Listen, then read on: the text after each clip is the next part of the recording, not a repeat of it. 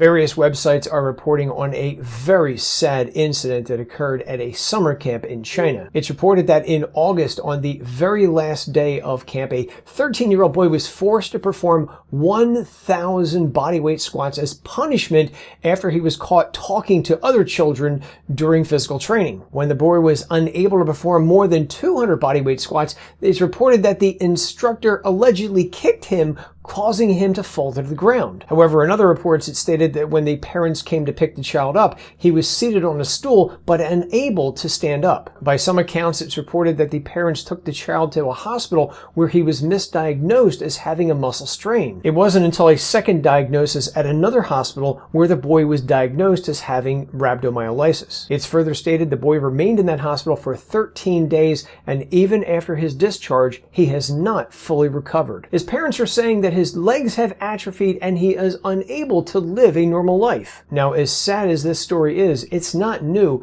In another report, it stated that 2 students developed rhabdomyolysis after they were punished by their PE teacher after they performed poorly on a jump rope test. The punishment was 300 bodyweight squats. Prior to this, in 2019, 2 young girls developed rhabdo after competing against themselves in the 1,000 squat bodyweight challenge that had become popular on social media. In this next report, a principal and 2 middle school teachers in China were suspended after a 14-year-old boy developed rhabdomyolysis in an incident where the child's teacher instructed him to perform 200 squats as punishment for speaking to others in class. Now, this case was probably confounded by the student being instructed to run in gym class just 2 days later. When the student could no longer run, the physical education teacher instructed him to walk for 1.5 laps, thinking that walking would alleviate his pain. For restitution, the school agreed to pay the family 10,000 yen, which in the United States is just under $1,400. So what's going on here? As I see it, there are 3 main reasons behind incidents like this. Number 1, and I think this is the biggest contributor, and that is a lack of proper rhabdo education. Educators like gym teachers, personal trainers, etc. are not being educated about rhabdo, which means this information is not trickling down to the next generation. Number 2 is following the advice of fitness influencers who likely have never heard of rhabdo. They sometimes make videos just to get attention to themselves